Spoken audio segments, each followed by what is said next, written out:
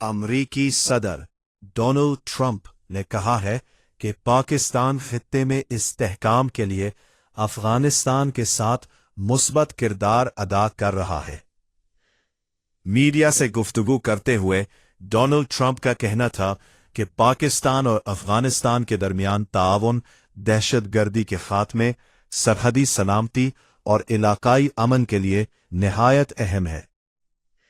उन्होंने पाकिस्तान की सफारती और सिक्योरिटी कोशिशों को सराहते हुए उम्मीद जाहिर की कि दोनों ममालिक के दरमियान रवाबित मज़ीद मजबूत होंगे।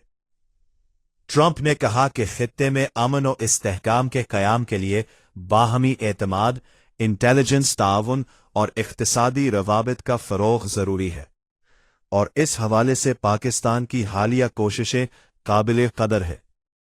सियासी मुबस्सिरीन के मुताबिक अमरीकी बयान ऐसे वक्त में सामने आया है जब खित्ते में सिक्योरिटी और महाजरीन के मसाइल पर पाकिस्तान और अफगानिस्तान के दरमियान राबिते बढ़ाने की ज़रूरत पर जोर दिया जा रहा है।